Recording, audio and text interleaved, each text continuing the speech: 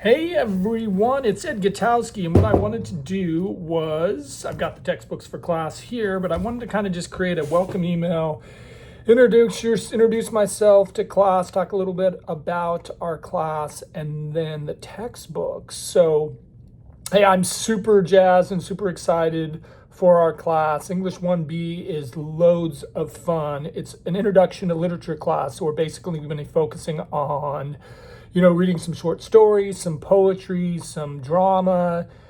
Some students may be excited that we are not going to read Shakespeare's Henry V, although I have to be honest with you, in the past, some students were disappointed that we weren't looking at Shakespeare. But we have an 8-week class, and cramming Shakespeare into an 8-week class seemed like a little too much. So there are two other real short plays that will end class that are fabulous. You really got to look at an 8-week class basically as if you're taking kind of a quarter class at the UC system.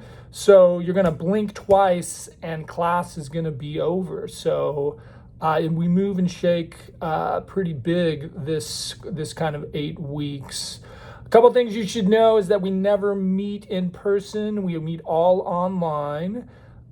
Basically, how the class is set up right now is that everything is due on Sunday by midnight.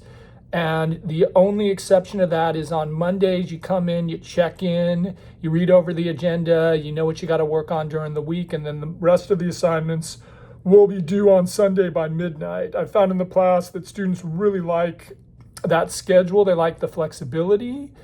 And I'll check in during the rest of the week to monitor your progress. Now, sometimes when we get larger papers, I might extend that deadline. So I might give you a couple extra days to work on, say, a larger assignment that's worth 100 points. But I'm going to try to maintain, that Sunday by midnight. I'm going to try to add something new to our class. We might look at some Hemingway. I'm a huge Hemingway fan. So I may sort of say, hey, we're going to have like a wacky Wednesday Hemingway check-in. I haven't figured out how I want to do that, but just keep your eyes posted if I decide to make kind of like wacky Wednesday Hemingway.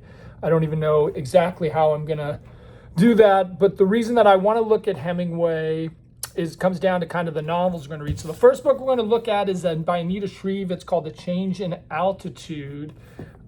This is the book itself, and I got to tell you, I taught 4 of Anita Shreve's books. She's a contemporary author. She's gotten a lot of popularity in the last couple of years, and she is just quite wonderful. So, sometimes students want to know who are some of the great, like it's 2025, who are the great writers of our time. Well, Shreve has really started to leave an impact on the legacy of literature. So our class will get to decide whether or not Shreve is is considered to be a significant writer of our time. I've taught 4 Shreve's novels, and this one is one of my favorite ones. It's a little bit different. It's the story is basically set in Africa. It's about a bunch of expats who live in Kenya. They're a bunch of Americans, and they decide that they're going to climb Mount Kenya. And as they're climbing Mount Kenya, a disaster happens. And there's a bit of a mystery. What Shreve loves to do is create a mystery. So a mystery is going to happen as they're climbing Mount Kenya.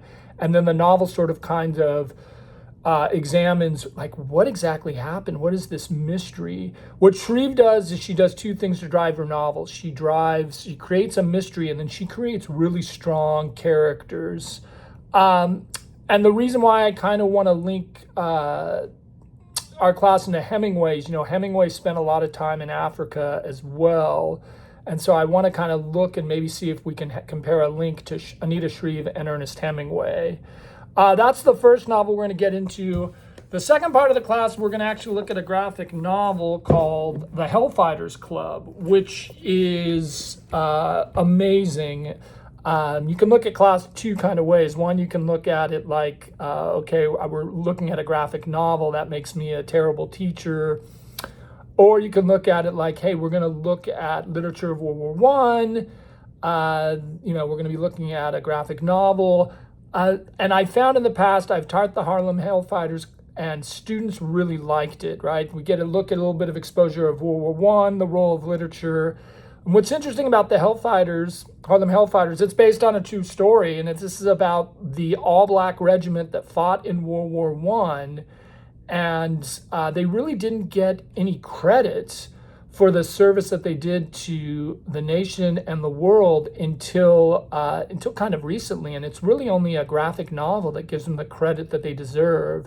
And I kind of want to look at, like, why is that the case? Why is it that a graphic novel, of all things, is the one that gives credit to the service that these African-American soldiers sacrificed for their country? I've used it in the past, got great student response, and that's why I want to kind of continue to use it as well.